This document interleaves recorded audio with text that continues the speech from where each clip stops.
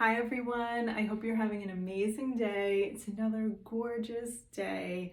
I'm feeling so grateful for the weather breaking, although I think it's going to get chilly again. But I wanted to talk to you today. I actually was doing my daily workout this morning and I heard a quote from my instructor that got me thinking about you all, and I wanted to share it with you. So this is actually a quote from Buddha, and it goes like this: "What you think is what you will become. What you feel is what you will attract. What you imagine is what you will create." Now, don't get stuck on the fact that this is a quote from Buddha. I assure you that Buddhism does not have the corner on this market. You can find this concept in a great many places.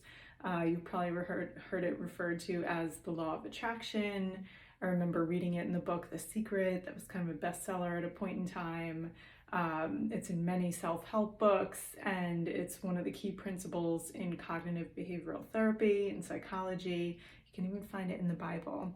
But I think it's just this amazing riddle for life. But let's peel it back together one by one. So we're going to go in reverse order. So what you imagine is what you will create. So this is absolutely true, and you can see it if you look around in your life right now. So look at your home, where you live. This is where you imagined you could live, and you committed to it and kind of brought it to life in reality. Look at your career. This is a job that you imagined you could have. You put in the work and you brought it to life. Even things like your physical fitness. This is what you imagined your fitness level could be. That's what you committed to doing, and that's the level of fitness that you have. So this is really interesting, and can also be kind of a sobering thought, because it's really taking 100% accountability for your life right now. And if you're thinking, sure, like this isn't exactly the life that I would design if it were all up to me, no worries. What you see right now is a result of what you have imagined to be possible to date. So that can change today, and what you see in your life in the future can all hinge on what you imagine now to be possible. And how to do that? Let's keep going. So what you feel is what you will attract. So feelings are such a big thing, I know. And listen, every feeling is for feeling. We're not here to talk about stuffing our feelings or trying to ignore, pretend like you're not experiencing a feeling. But what I ask you to do is, when you have a strong feeling, to get really curious about it. What happened before you felt that way? Or what were you thinking or telling yourself before you felt that way? That is the key. Look at it almost like you're a private investigator and you see this feeling happening in your mind and your body, and you want to understand and peel back what happened before this. What was the pattern of circumstances that led to you having that feeling?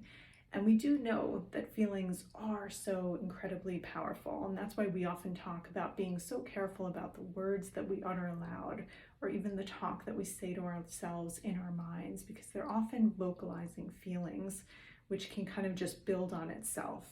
And while we're going to let every experience come to be and get curious about them, we also aren't going to let them take over our lives.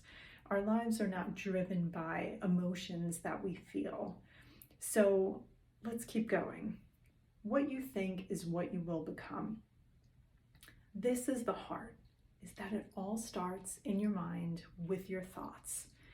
So what you're thinking, what you believe, who you believe you are, what you believe is possible, what you think you deserve, are so critical to everything else in this formula. So what you're thinking in your mind, whether you verbalize it or not, is going to drive everything else in your life. And what's so interesting about these three pieces, what you imagine, what you feel, what you think, is that the usual way of the world is that we're so focused on what we have, so what we've created around us, sometimes what we don't have. And this is what we've said, sounds sometimes like, someday when we have that bigger house, then we'll be happy and we'll get to do all the things we like to do, and that's when like my life will just fall into place. Or one day when I have that new car, or someday when we have more money, or one day when I have more time. And focusing in on what you have, those circumstances, ends up making you feel pretty sour if what you see around you is not really what you want to see around you. And when you feel not so great, you tend to make decisions that aren't so great and choose behaviors that aren't so great. And that seems to make things worse.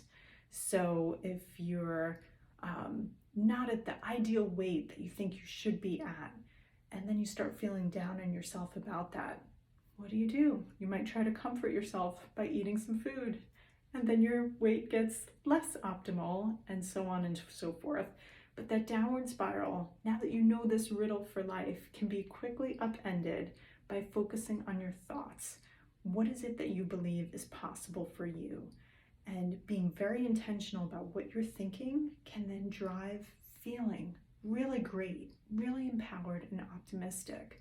Those feelings will lead you to make better choices, healthy choices, staying disciplined to those positive behaviors that you know will serve you. And that will get you the result that you're looking for. So I know it's a lot of pieces, but I promise you it's so incredibly powerful. I've seen it at work over and over again, including in my life personally, and I would love to talk to you about it. And I hope you have a wonderful day until we speak again.